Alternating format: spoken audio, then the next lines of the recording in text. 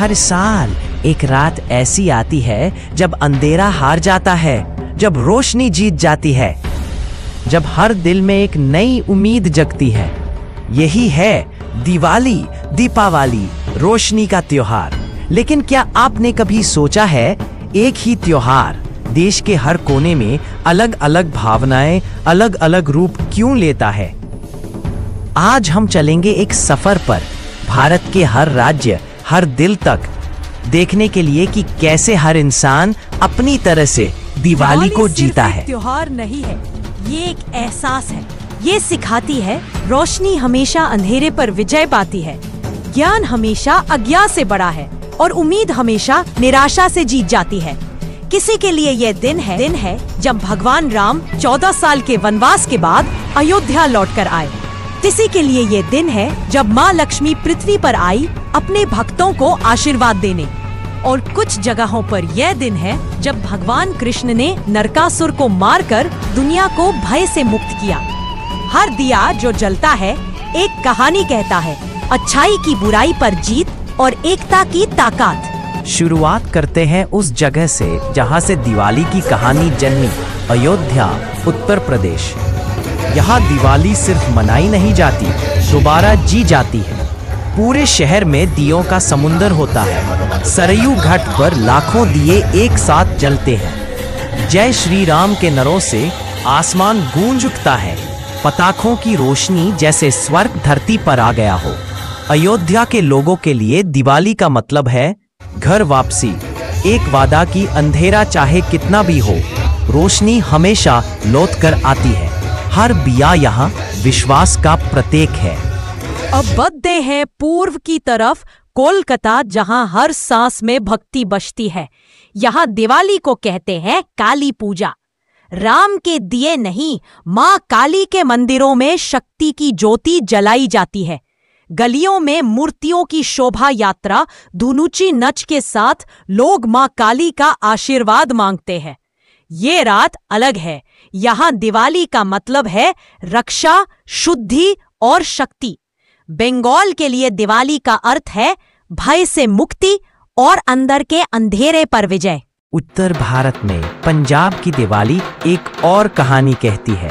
यहाँ इसे कहते हैं बंदी छोड़ दिवस, जब गुरु हरगोबिंद जी को कैद से मुक्त किया गया और उनके साथ 52 राजाओं को भी आजादी मिली। स्वर्ण मंदिर उस रात एक हीरे की तरह चमकता है, जिसका प्रतिबिंब अमृत सरोवर के पानी में जगमगाता है। हर दीप यहाँ एक पैगाम देता है, दया, इंसाफ और एकता ही असली आजादी है। गुजरात में दिवाली का मतलब है नई शुरुआत। 5 दिन तक चलने वाले इस उत्सव का अंतिम दिन होता है बेस्तो वरस, गुजराती नव वर्ष। घर साफ सुथरे किए जाते हैं, रंगोली से सजाए जाते हैं और व्यापारी अपने पुराने हिसाब बंद करके नए खाते माँ लक्ष्मी के नाम से शुरू करते हैं। हर घर में लक्ष्मी पूजन, फूलों की सुगंध और नए सपनों की चमक होती है।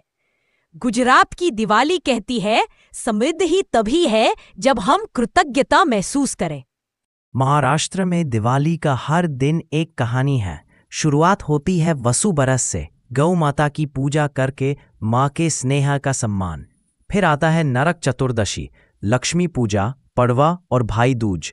घर घर में चकली, करांजी, लड्डू की खुशबू और हर कोने से हंसी खुशी की गूंज।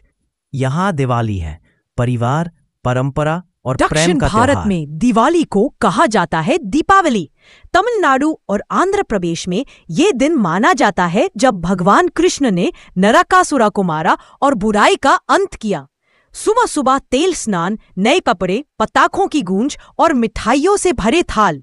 कर्नाटका में इस दिन माँ लक्ष्मी की पूजा होती है। हर घर में सुख और समृद्धि की कामना।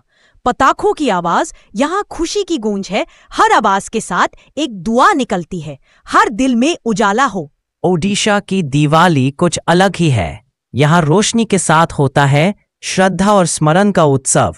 लोग मनाते हैं कौनरिया काथी, जूते की लकड़ियों को जलाकर अपने पुरखों को याद करते हैं। नदी के किनारे खड़े होकर लोग कहते हैं, अमे पुरखा, अमे आत्मा, अमे घर को आशीर्वाद दियो। आसमान में जूटे दिए जलते हैं, जैसे पूर्वजों की आत्माएं हम पर अपना आशीर्वाद बरसा रही हो। और तब गूंज उठती है हर आंगन से वो पवित्र पुकार।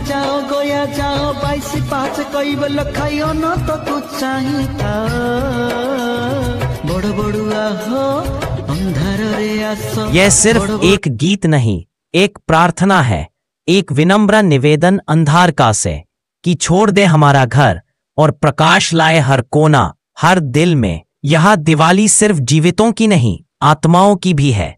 अयोध्या से अमृतसर तक, कोलकाता से कन्याकुमारी तक, हर दिया एक ही कहानी कहता है।